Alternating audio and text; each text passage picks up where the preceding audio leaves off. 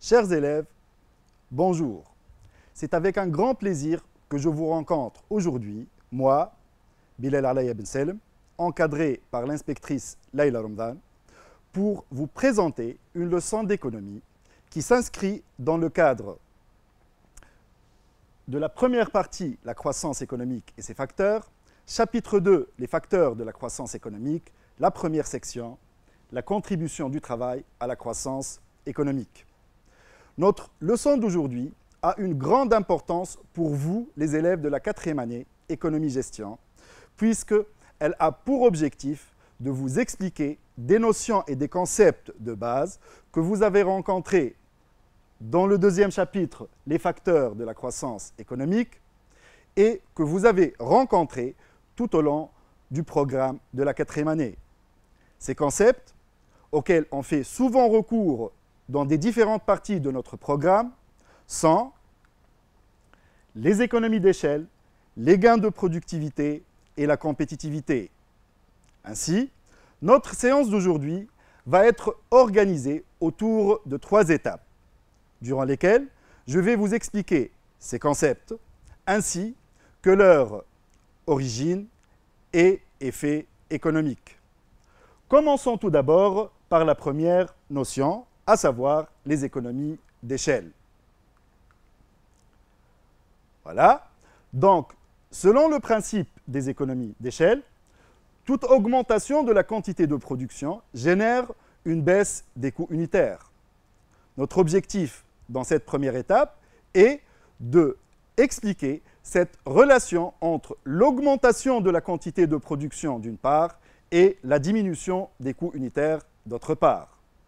Pour cela, il faut tout d'abord rappeler que toute activité de production implique des coûts tels que les coûts de matières premières, les consommations intermédiaires, les coûts de stockage, les loyers, les charges salariales, les coûts de transport, etc.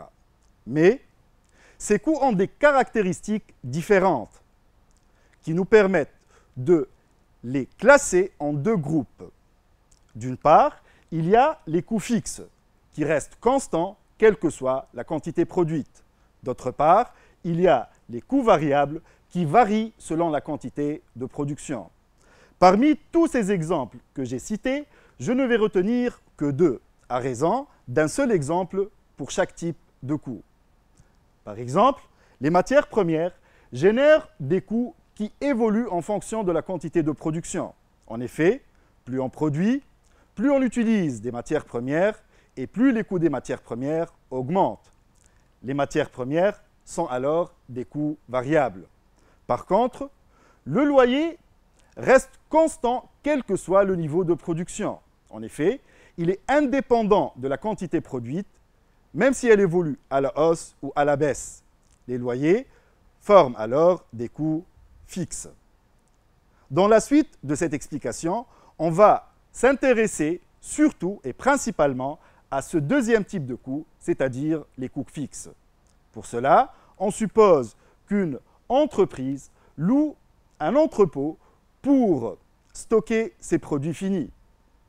Le montant du loyer, comme c'est affiché sur votre écran, est de 5 unités monétaires.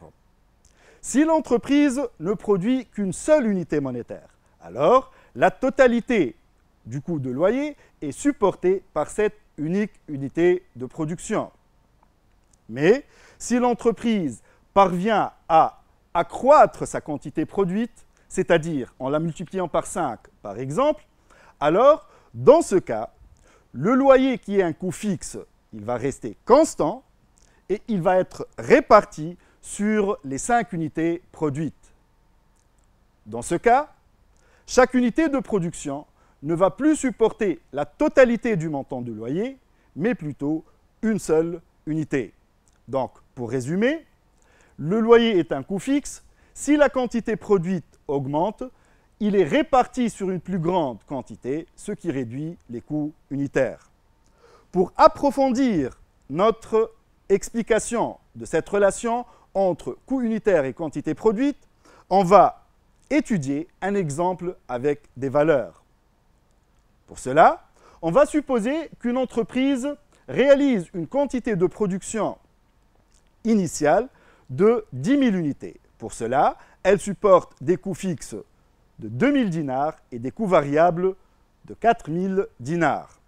Pour calculer le coût fixe, c'est-à-dire le coût supporté par une seule unité produite, il suffit de diviser le coût fixe par la quantité de production. C'est-à-dire, on va diviser les 2 000 dinars par les 10 000 unités de production et on obtient un coût fixe unitaire de 0,2 dinars. Si on applique le même principe pour les coûts variables unitaires, c'est-à-dire on va diviser le coût variable par la quantité de production, on obtiendra un coût variable de 0,4 dinars. Pour calculer le coût unitaire, il suffit de faire la somme des coûts fixes unitaires et des coûts variables unitaires. Et on obtiendra alors un coût unitaire de 0,6 dinars. Maintenant, on va supposer que l'entreprise parvient à doubler sa quantité de production. Dans ce cas, les coûts fixes restent constants, puisqu'ils ne varient pas en fonction de la quantité produite. Par contre, les coûts variables vont augmenter dans les mêmes proportions que la quantité de production, c'est-à-dire qu'ils vont être multipliés par 2.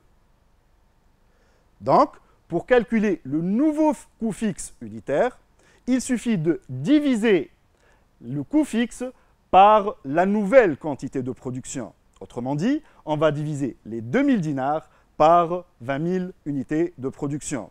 Le nouveau coût fixe unitaire serait alors de 0,1 dinar. On remarque déjà une baisse des coûts fixes unitaires. Cette baisse des coûts fixes unitaires peut être expliquée par une répartition d'un coût fixe constant sur une plus grande quantité. Quant au coût variable, il va rester constant dans la mesure où les coûts variables et les quantités de production ont évolué dans les mêmes proportions. Pour calculer finalement le nouveau coût unitaire, il suffit, comme d'habitude, de faire la somme des coûts fixes unitaires et des coûts variables unitaires et on obtiendra un coût fixe unitaire à la baisse, qui est égal à 0,5 dinars. Cette diminution du coût unitaire est attribuée à la baisse du coût fixe unitaire. Donc, on peut remarquer clairement que l'augmentation de la quantité de production a permis une baisse des coûts unitaires suite à une meilleure répartition des charges fixes sur une plus grande quantité. C'est tout simplement le principe des économies d'échelle. Voilà. J'espère que cette explication des économies d'échelle vous a permis de mieux comprendre ce concept et on va passer maintenant à étudier le deuxième concept qui est les gains de productivité. Voilà. Donc, pour expliquer ce concept, j'ai organisé cette partie de la leçon en 4 objectifs. Tout d'abord, on va définir les gains de productivité. Ensuite, on va expliquer les sources des gains de productivité pour s'intéresser par la suite à discuter des 2 situations générées par les gains de productivité et finalement, on va étudier la répartition des revenus issus des gains de productivité. Donc, commençons alors par définir les gains de productivité. Pour cela, je vous invite à regarder cet extrait d'une vidéo que je vous ai préparée. Bonjour, qu'est-ce qu'on va étudier? Bonjour, on va étudier les gains de productivité. Toute activité productive nécessite un travail humain. L'efficacité du travail humain est mesurée par la productivité. Cette dernière désigne la production individuelle réalisée par un seul travailleur pendant une période donnée. Ainsi, l'amélioration de l'efficacité des travailleurs se traduit par une augmentation de la productivité. Cette augmentation de la productivité est appelée gain de productivité. Alors, les gains de productivité désignent une augmentation de la productivité. Voilà. Donc, d'après cet extrait que vous venez de voir, les gains de productivité désignent l'augmentation de la productivité des facteurs de production pendant une période donnée. Nous allons maintenant passer à expliquer les sources des gains de productivité, qui fera l'objet de la deuxième séquence. D'accord, mais comment on peut réaliser des gains de productivité? Excellente question. C'est par l'amélioration de l'efficacité des travailleurs qu'on peut augmenter leur productivité. Les gains de productivité peuvent provenir de plusieurs facteurs.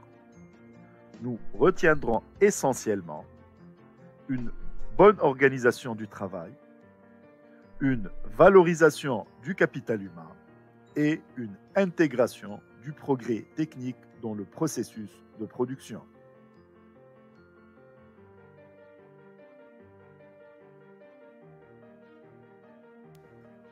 Une stagnation de la technologie constitue un véritable obstacle face à l'amélioration de l'efficacité des travailleurs. Ainsi, par exemple, l'intégration de l'outil informatique dans le secteur service a permis une remarquable amélioration de la productivité et de l'efficacité des travailleurs. Dans l'industrie et l'agriculture, la mécanisation, à travers l'intégration des machines dans le processus de production, constitue un facteur fondamental pour l'amélioration de l'efficacité productive du travail humain.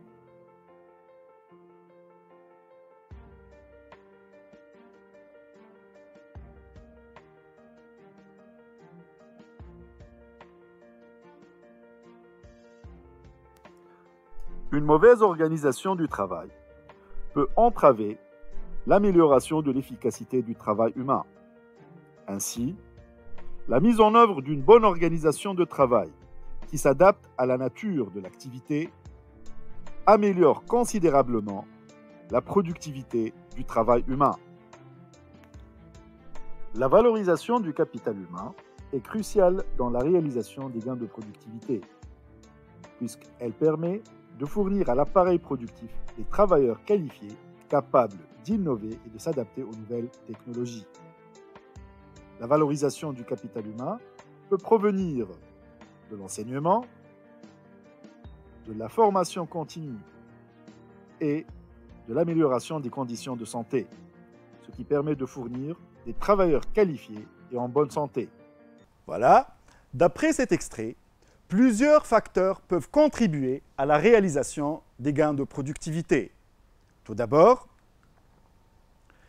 la valorisation du capital humain à travers l'amélioration des compétences et des capacités des travailleurs par l'éducation, la formation et en prenant soin de l'état de santé des travailleurs peut améliorer la productivité des travailleurs.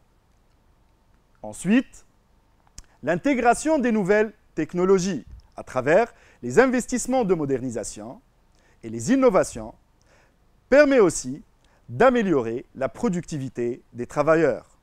Enfin, une meilleure organisation du travail qui s'adapte mieux avec la nature de l'activité de l'entreprise constitue aussi une source de gains de productivité, telle que l'a fait d'ailleurs Ford et Taylor par l'Organisation scientifique du travail. Il est important de noter que ces facteurs ne sont pas exhaustifs, puisque l'entreprise peut améliorer la productivité de ses travailleurs par d'autres facteurs, tels que par exemple la motivation, qui peut être salariale et non salariale, qui incite les travailleurs à maximiser leurs efforts et ce qui permet par la suite de réaliser des gains de productivité.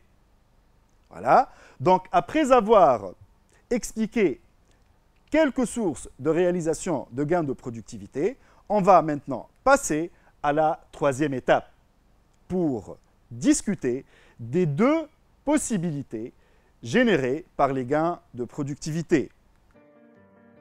Quels sont les avantages des gains de productivité? Les gains de productivité se traduisent par une augmentation de la production individuelle, ce qui permet de produire une plus grande quantité avec le même nombre de travailleurs.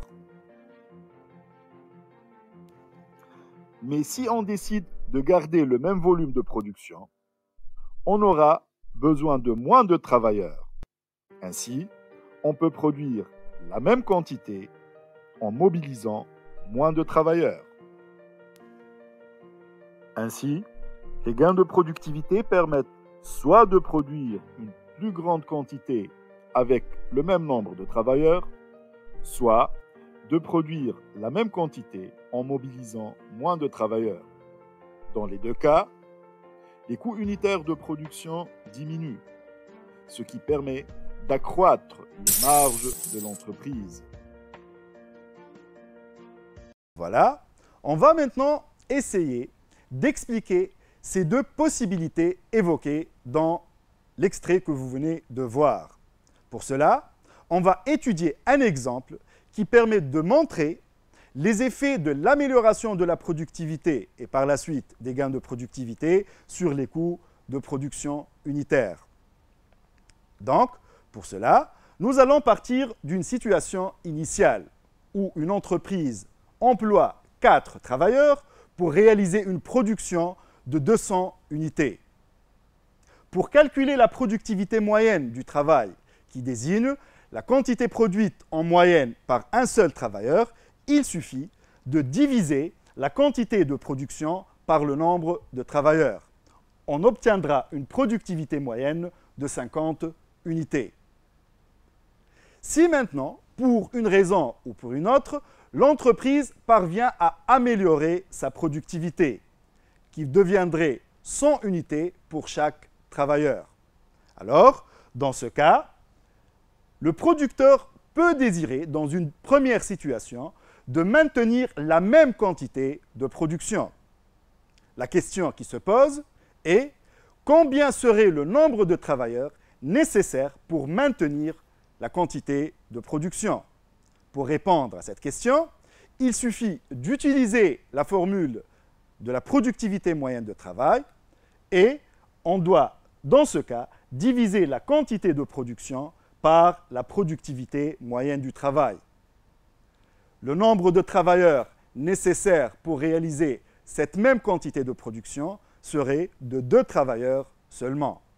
Donc, on peut remarquer très clairement que l'amélioration de la productivité a permis aux producteurs de réaliser le même volume de production, mais en mobilisant moins de travailleurs. Cette situation de produire la même quantité en employant moins de travailleurs a un effet direct sur le coût unitaire de production, dans la mesure où l'entreprise va supporter moins de charges salariales pour le même niveau de production. Dans une deuxième situation, on va reprendre le même cas initial, c'est-à-dire une entreprise qui emploie 4 travailleurs pour produire 200 unités et pour par la suite avec une productivité moyenne du travail qui est égale à 50. Si maintenant l'entreprise parvient à doubler sa productivité moyenne de travail, c'est-à-dire que chaque travailleur produit 100 unités, la question qui se pose est combien serait la nouvelle quantité de production réalisée par ces 4 travailleurs, sachant que leur productivité a augmenté? Pour répondre à cette question, il suffit de multiplier le nombre de travailleurs par la productivité moyenne de travail. La nouvelle quantité produite serait alors de 400 unités de production. On peut alors remarquer que l'amélioration de la productivité a permis aux producteurs de produire une plus grande quantité tout en mobilisant le même nombre de travailleurs. Donc, cette nouvelle situation, c'est-à-dire lorsque l'entreprise arrive à accroître sa production tout en mobilisant le même nombre de travailleurs, a un effet direct sur le coût de production. En effet, la même charge salariale va être répartie sur une plus grande quantité de production, ce qui va réduire les coûts unitaires de production. Donc, pour résumer, la réalisation des gains de productivité permet à l'entreprise soit de produire une plus grande quantité de production en employant le même nombre de travailleurs, soit de produire la même quantité de production, mais en mobilisant moins de travailleurs. Ces deux situations permettent de réduire les coûts unitaires de production. Cette baisse des coûts unitaires de production offre aux producteurs deux options différentes. Dans une première option, le producteur peut profiter de la baisse des coûts unitaires pour réduire ses prix de vente. Dans une deuxième option, le producteur peut choisir de garder ses prix. Dans ce cas, il va profiter d'une augmentation de ses marges bénéficiaires. Donc, pour résumer, la réalisation des gains de productivité permet de réduire les coûts de production, ce qui permet par la suite à l'entreprise de choisir entre une baisse des prix et une augmentation des marges. Il est important de remarquer que ces deux cas sont les cas extrêmes. En effet, le producteur peut faire un arbitrage entre les deux, c'est-à-dire choisir une certaine baisse des prix tout en gardant une certaine augmentation de ses marges. Voilà, on va passer maintenant à la quatrième étape de l'explication des gains de productivité, à savoir la répartition des revenus issus des gains de productivité. Donc, pour cela, on doit rappeler que la réalisation des gains de productivité permet au producteur non seulement de réduire ses prix, mais aussi d'augmenter ses marges. Cette augmentation des marges bénéficiaires de l'entreprise génère des revenus supplémentaires pour l'entreprise, qui vont lui profiter par l'accroissement de ses bénéfices. Toutefois, l'entreprise ne doit pas s'accaparer de la totalité de ses revenus supplémentaires. En effet, elle doit consacrer une partie de ses revenus pour accroître les salaires de ses travailleurs. Et puisque les revenus ont augmenté, alors l'État va aussi accroître ses prélèvements obligatoires sous forme d'impôts et de taxes. Revenons maintenant à l'augmentation des bénéfices pour les entreprises. Ces bénéfices vont être à leur tour répartis entre bénéfices non distribués, qui constituent un facteur vital pour l'entreprise, en lui permettant de se couvrir contre des risques ou de profiter de certaines opportunités d'investissement dans le futur. Mais l'entreprise doit aussi verser plus de dividendes pour ses actionnaires, puisqu'en fin de compte, les actionnaires, ce sont des investisseurs à la recherche de bénéfices.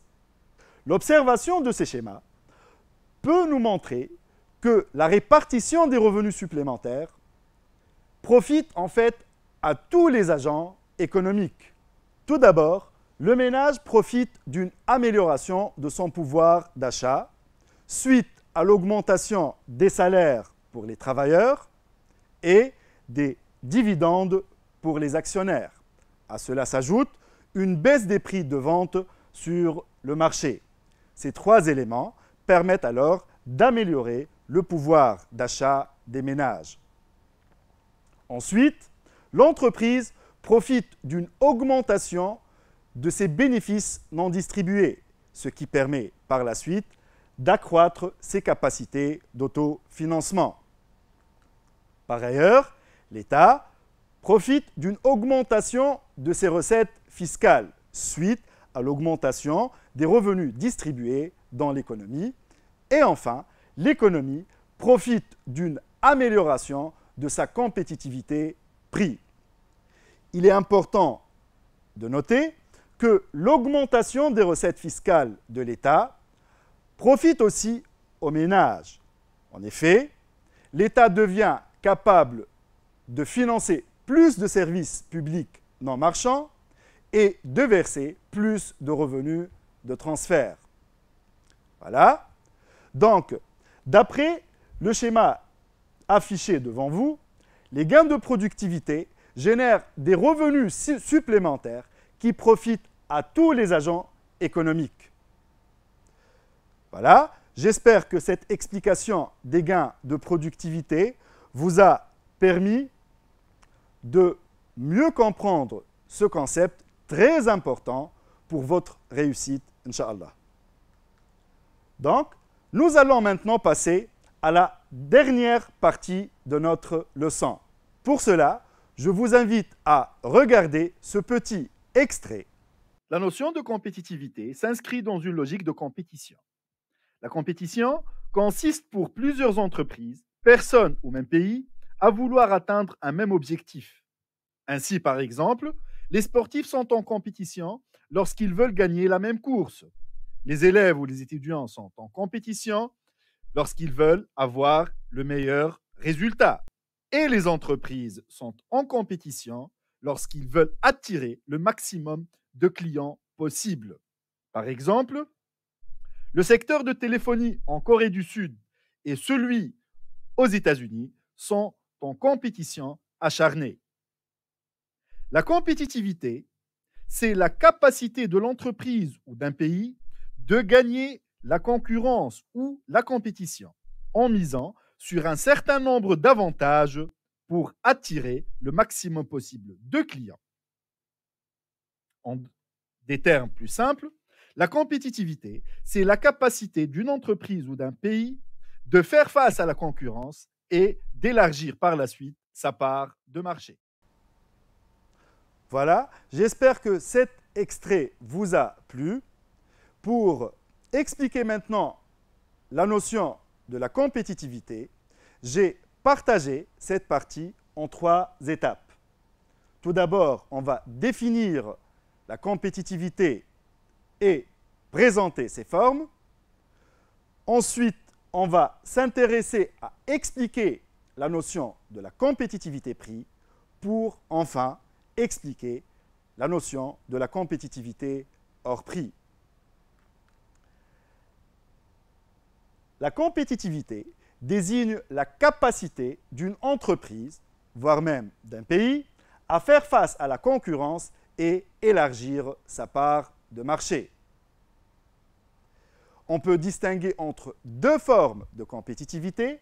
Tout d'abord, la compétitivité prix et ensuite la compétitivité hors prix, appelée aussi compétitivité structurelle. Donc, nous allons commencer par expliquer la compétitivité prix. La compétitivité prix désigne la capacité d'une entreprise ou d'un pays à faire face à la concurrence et élargir sa part de marché par la baisse des prix de ses produits. En effet, pour attirer plus de clients, l'entreprise doit offrir des produits à moindre prix que ses concurrents, puisque les clients préfèrent généralement le moins cher au plus cher. Donc, pour améliorer sa compétitivité prix, le producteur doit réduire ses coûts de production pour pouvoir ensuite réduire les prix de vente. La question qui se pose est comment le producteur pourrait réduire ses coûts de production? Plusieurs facteurs permettent à l'entreprise de réduire ses coûts et par la suite d'améliorer sa compétitivité prix, comme par exemple la réalisation des économies d'échelle suite à une augmentation de la quantité de production qui permet de répartir les charges fixes sur une grande quantité. Aussi, la réalisation des gains de productivité permet à l'entreprise de réduire ses coûts.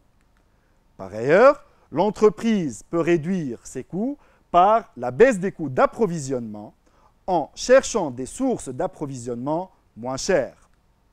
En outre, l'amélioration de la compétitivité prix peut provenir d'une baisse des coûts de la main-d'œuvre. Tel est le cas, par exemple, des firmes multinationales qui cherchent à s'implanter dans des pays qui offrent une main-d'œuvre bon marché. Encore plus, l'amélioration de la compétitivité prix peut être obtenue par la baisse des coûts du capital à travers les subventions et les taux d'intérêt préférentiels. Enfin, l'entreprise peut améliorer sa compétitivité prix par la baisse de ses coûts de transport en s'implantant à proximité de ses clients ou de ses fournisseurs. Voilà. Donc, pour résumer, l'amélioration de la compétitivité prix peut provenir de plusieurs facteurs qui ont un point commun et de réduire les coûts de production. Passons maintenant à étudier la deuxième forme de la compétitivité, à savoir la compétitivité hors prix. La compétitivité hors prix désigne la capacité d'une entreprise ou d'un pays à faire face à la concurrence et élargir sa part de marché, mais par d'autres avantages compétitifs que la baisse des prix de ses produits. En effet, l'entreprise peut attirer plus de clients, non pas seulement par la baisse des prix de ses produits, mais aussi en offrant d'autres avantages à ses clients. La question qui se pose maintenant est que peuvent être ces avantages qui peuvent attirer plus de clients? L'amélioration de la compétitivité hors prix peut provenir d'une production de meilleure qualité ou bien d'une production diversifiée, par la suite d'une production différenciée ou même par des services après-vente que l'entreprise offre à ses clients. Donc, je vais essayer d'expliquer chacun de ces termes. On commencera tout d'abord par expliquer la notion de la diversification. La diversification est une stratégie qui consiste à offrir une large gamme de produits pour satisfaire des besoins hétérogènes des consommateurs. Dans ce cas, l'entreprise essaye d'élargir le choix pour ses clients, alors que la différenciation, c'est une autre stratégie qui permet à l'entreprise de se distinguer par rapport à ses concurrents en offrant des produits différenciés qui ciblent des besoins spécifiques des clients. En troisième lieu, les services après-vente peuvent prendre la forme de maintenance, de livraison, de garantie ou d'entretien. Enfin, l'amélioration de la qualité consiste à offrir des produits de meilleure qualité que ses concurrents. Donc, on peut dans ce cas résumer que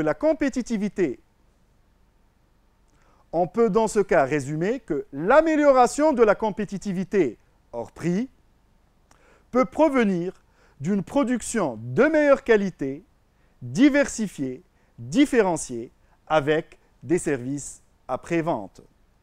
Voilà, notre leçon d'aujourd'hui a traité les trois concepts suivants: les économies d'échelle, les gains de productivité et la compétitivité.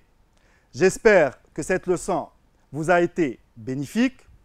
Pour finir, je vous souhaite plein de succès, plein de réussite. Merci pour votre attention et au revoir.